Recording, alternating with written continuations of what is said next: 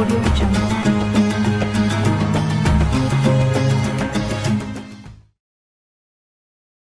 Baik, sekarang bagaimana menjelaskan tentang iradah kita di hadapan iradah Allah? Itulah kasab, agar seorang hamba itu punya tanggung jawab. Jangan sampai mengatakan semuanya Allah, ini kan dari Allah. Ini ada sampai hari ini pun, kalau ada santri begitu jawabannya juga nggak susah sih. Ada orang misalnya, kenapa kamu melanggar? Ini mulai belajar akidah tapi sesat. Ustadz, ini kan dari Allah Ustadz. Oh ya ya, baik, kasih palu, scroll jidatnya. Loh, kenapa Ustadz mukul saya?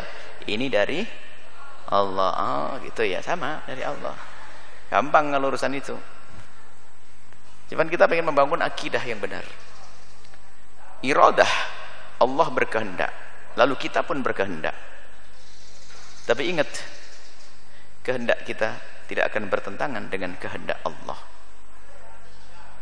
Baru kehendak kita akan terwujud kalau kehendak kita sesuai dengan kehendak Allah. Kehendak kita akan terwujud kalau sesuai dengan kehendak Allah. Tapi kita harus sadar dulu bahwasanya kadang kehendak ini dicabut oleh Allah. Kadang kehendak kita dicabut oleh Allah loh ya. Mungkin kita pun semuanya pernah merasakan kehendak itu dicabut oleh Allah. Kapan itu? Suka sate, santri? Sate? Enak sate? Nah, pas lagi demam dikasih sate, ngeleng. Loh, Haji, kemarin ente hobi sate. Nah, kenapa begitu? Kehendaknya sudah dicabut oleh Allah. Terserah sebabnya demam atau ini bukan nggak penting. Yang penting tiba-tiba Allah mencabut kemauan. Ayo ke sana. Ajib sana bagus, enak, tempatnya enak. Enggak. Loh, kenapa enggak? Karena Allah sudah mencabut kehendak kita, iradah kita. Nah sekarang bagaimana iradah kita disambung dengan iradah Allah? Apakah kita punya iradah yang terbebas, bukan iradah Allah? Nah ini syirik, keluar dari iman nanti. Iradah Allah, iradah kita sangat erat dengan iradah Allah. Bagaimana memahamkan tentang iradah ini? Lah ini dibahas oleh ulama dari masa ke masa dengan perdebatan yang panjang sekali. Sampai Syekh Muhammad Said Ramadan Al-Buti itu mengarang satu kitab tebal, Al-Insanu Musayyar Am-Mukhayyar. Orang itu musayyar. Musayyar itu maksudnya nggak bisa berbuat apa-apa seperti Jabriyah, atau mukhayyar boleh berbuat sesuai dengan kehendaknya. Mukhayyar boleh ikhtiar.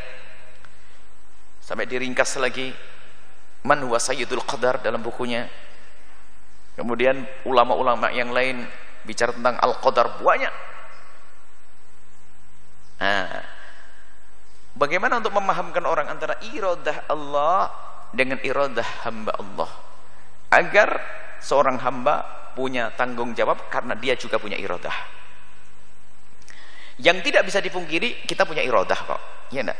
Cuman hubungan iradah kita dengan iradah Allah itu bagaimana?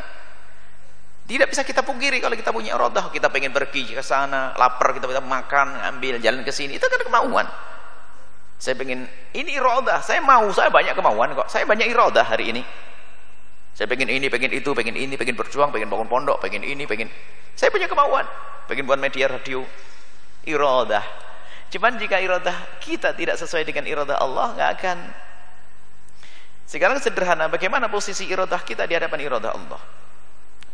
Kalimat yang sederhana dihafal dalam 1 menit. Bagaimana iradah kita? Iradah kita dari iradah Allah. Bunyinya begini. Allah yurid, beriradah. Allah yuridu anturida. Allah yuridu anturida faturid.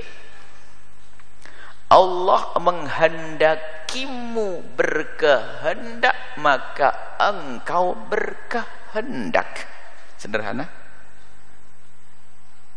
Allah menghendakimu, jadi engkau berkehendak karena dikehendaki oleh Allah, maka engkau berkehendak dengan kehendakmu itu. Sehingga kamu punya kehendak, makanya kamu dihukum kalau melakukan keharaman dengan kehendakmu. Tapi kehendakmu itu Allah menghendakimu berkehendak. Baik buruk itu urusan akalmu. Yang jelas Allah menghendakimu berkehendak, maka engkau berkehendak.